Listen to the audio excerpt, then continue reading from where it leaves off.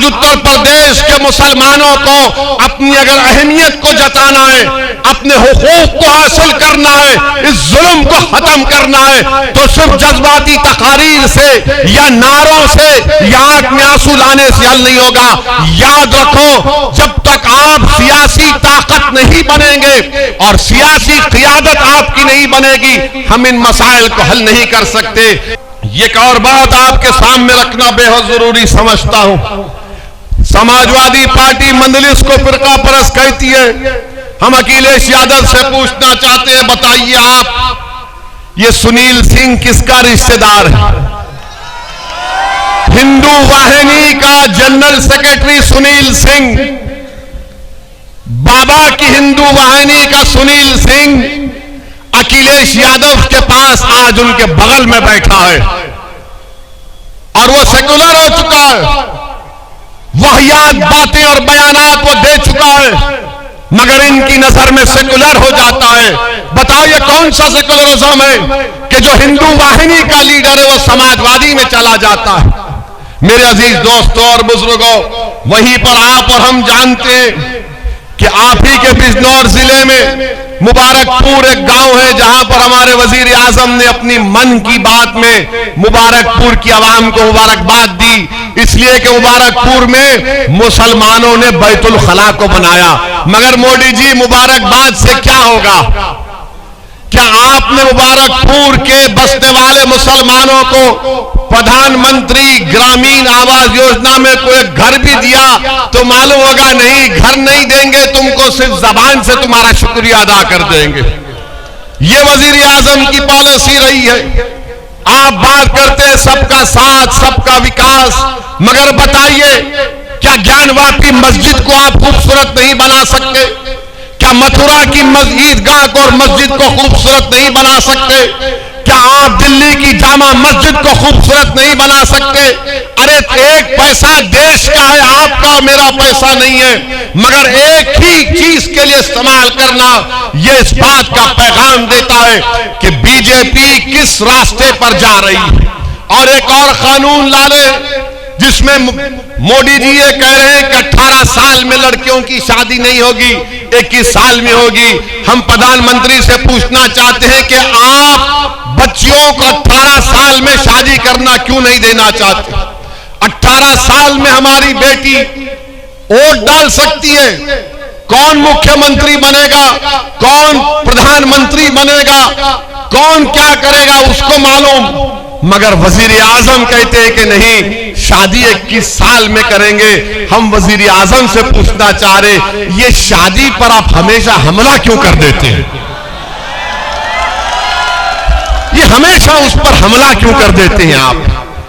18 साल में contract sign, 18 साल में बिजनेस शुरू कर सकते हैं, 18 साल में कोई बगैर शादी के मर्द के साथ भी रह सकता है, 18 साल में कोई बगैर शादी के जिनसी ताल्लुकात भी पैदा कर ले सकते हैं। इस सब करेंगे मगर शादी नहीं कर सकते। यानी मैं किसी एक गैर महरम के साथ कोई भी रह सकता है, ताल्लुकात भी पैदा कर ले, कोई फर्क नहीं पड़ता, मगर शादी नहीं कर सकते। अमेरिका में 16 साल की 14 साल की उम्र में शादी कर सकते, बर्तानिया में 16 साल में, न्यूजीलैंड में 16 और 19 साल के दरमियान में। मेरे अजीज दोस्तों और बुजुर्गों, हर महाज पर बीजेपी की हुकूमत नाकाम साबित हुई। हर महाज पर ये बोलते कि मैं गंगा एक्सप्रेस वे बनाऊंगा, हम आ रहे थे दिल्ली से, कितना ट्रैफिक है हमको मालूम, ये मसला हल नहीं करेंगे, एक्सप्रेस वे बनाएंगे। जीएसटी वजीर नरेंद्र मोदी ने लगा दिया, साबुन से लेके बनियन तक कीमतें बढ़ गई और जीएसटी पे कीमतें बढ़ गई। ऑयल पेट्रोल की कीमतें आसमानों को छू रही हैं। मेरे अजीज दोस्तों और बुजुर्गों, यकीनन मजलिस इत्तेहादुल मुस्लिमीन की कोशिश है कि आने वाले विधानसभा के चुनाव में, असेंबली के इंतखाबात में, यहां से बीजेपी की हुकूमत ना बने और योगी मुख्यमंत्री ना बने, ये मजलिस इत्तेहादुल मुस्लिमीन की कोशिश है। लोग मुझसे पूछते हैं कि आप इनसे अलायंस क्यों नहीं कर लेते, फुलां से अलायंस क्यों नहीं कर लेते? मैंने साफ और वाज़ेह तौर पर कहा कि मजलिस कांग्रेस और बीजेपी से अलायंस नहीं कर सकती, मजलिस कांग्रेस और बीजेपी से अलायंस नहीं कर सकती, मगर ये दूसरी जमातें मजलिस इत्तेहादुल मुस्लिमीन को ये कहते हैं कि मजलिस इत्तेहादुल मुस्लिमीन को हाथ नहीं लगाएंगे, क्योंकि ये जानते हैं कि मजलिस जिस मकसद को लेकर आगे बढ़ रही है, जो पैगाम मुसलमानों उत्तर प्रदेश से दे रही है, वो ये है कि आपको अपनी सियासी क़ियादत को बनाना है। आप कोई वोट डालने वाली मशीन नहीं है, आप कोई बैंक का एटीएम नहीं है कि कोई आए और मुसलमानों से कहे कि वोट डाल दो। आप कोई बैंड बाजा की पार्टी नहीं है कि दूल्हे की बारात निकलेगी और हम बैंड बाजा बजाएंगे, दूल्हा शादी खाने में चला जाएगा और बैंड बाजा वाले जाकर कोने में बैठ जाते। ये नहीं चलने वाला है, याद रखो। आप आज उत्तर प्रदेश के मुसलमानों को अपनी अगर अहमियत को जताना है, अपने हुकूक को हासिल करना है, इस जुल्म को खत्म करना है, तो सिर्फ जज्बाती तकारीर से या नारों से या आंख में आंसू लाने से हल नहीं होगा। याद रखो, जब तक आप सियासी ताकत नहीं बनेंगे और सियासी क़ियादत आपकी नहीं बनेगी, हम इन मसाइल को हल नहीं कर सकते। बताइए आप कि हर जगह पर मजलिस का जलसा होता है, लोग मुझसे पूछते हैं कि आपने इस मसले को उठाया, मैं उनसे पूछता हूं कि हाँ मैंने उठाया, बताओ क्या समाजवादी या कांग्रेस ने उठाया?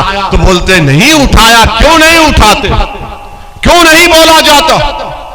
आपको मुशायरे दे दिए गए, मुशायरे में बैठो, सुनो और उनको वोट डाल दो। मेरे अजीज दोस्तों और बुजुर्गों, समाजवादी पार्टी, बीएसपी, कांग्रेस ये कभी नहीं चाहते कि उत्तर प्रदेश हो या भारत हो, यहां पर मुसलमानों की क़ियादत बने।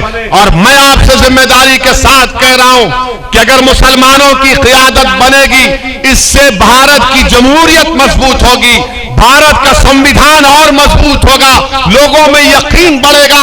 अरे इतनी बड़ी अक़लियत, उसकी आवाज नहीं, उसका कोई नेता नहीं, और 4-5% की बिरादरी है, उनको रिजर्वेशन देने की बात कर रहे हैं। निषाद है वो अमित शाह से कह रहे रिजर्वेशन दो, तो बताओ 19% मुसलमान है, उनका क्या होगा फिर?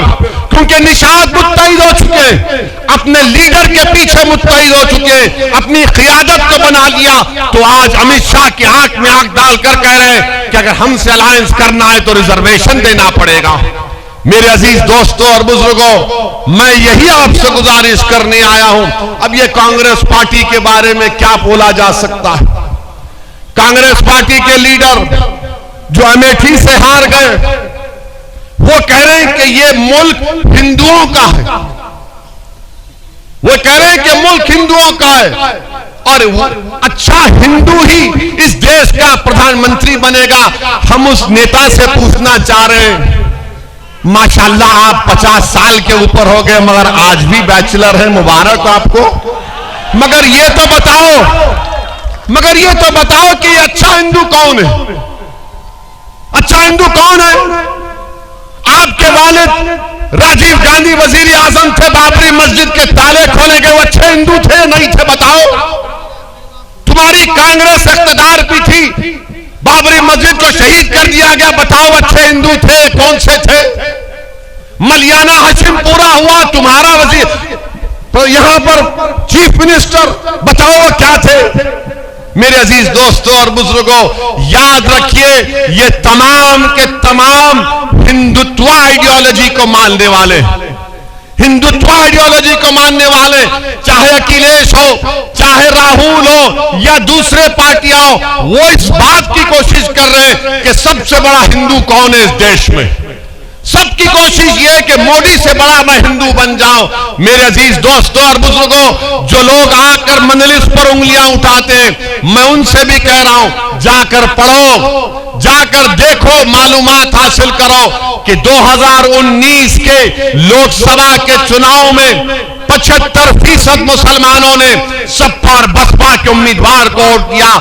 इसी वजह से यहां से बीएसपी के एक उम्मीदवार की कामयाबी हुई, मगर सिर्फ 15 सीट पर क्यों जीते?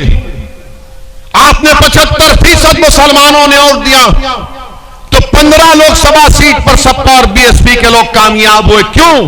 क्योंकि 75% हिंदुओं ने मोदी को वोट दिया। 75% हमारे हिंदू भाइयों ने मोदी को वोट दिया।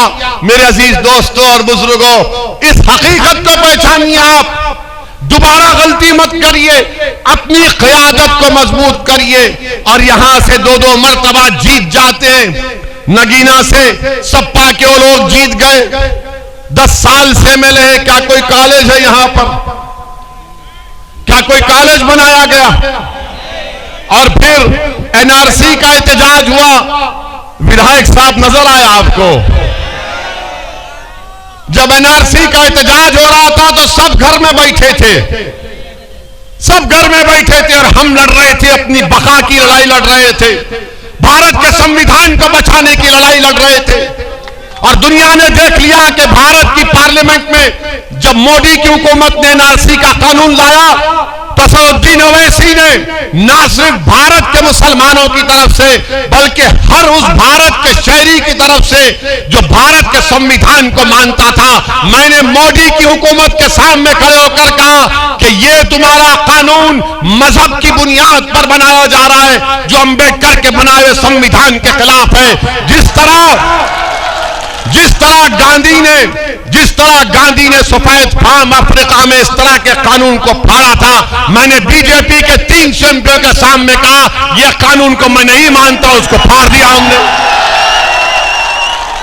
आपने क्या किया बताइए? समाजवादी के लोगों ने ताथैया कर रहे थे, एक कदम आगे 2 कदम पीछे। एक कदम आगे रे, बोलते क्यों नहीं? मगर इलेक्शन का मामला आया तो अब इनको सबको क्या लग रहा है कि ओवैसी को निशाना बनाओ। अरे तुम कितना निशाना बनाते बनाओ, मुझे, मैं तैयार हूं। तुम क्या निशाना बनाओगे? मगर मैं जो यहां पर मिसालें दे रहा हूं, जो दलीलें दे रहा हूं, इसका जवाब दो। तुम इसका जवाब दो। तुमने मुसलमानों की क़यादत क्यों नहीं बनाई? तुमने मुसलमानों को उत्तर प्रदेश की सियासत में उनका जायज मकाम क्यों नहीं दिया? तुमने हमको कैदी क्यों बना कर रखा? तुमने हमारी जबानों को बंद क्यों कर दिया? तुमने हमारे बच्चों के तरक्की के मौकों को क्यों बंद कर दिया? तुमने हमारी मसाजिदों की हिफाजत क्यों नहीं की? क्यों तुमने हमारी तहजीब की हिफाजत क्यों नहीं की? इसका कोई जवाब इनके पास नहीं, कोई जवाब इनके पास नहीं। मेरे अजीज दोस्तों और बुजुर्गों, मेरी आप सदबन गुजारिश ये है कि इस बार सोच समझकर अपने वोट डालने का फैसला लीजिए।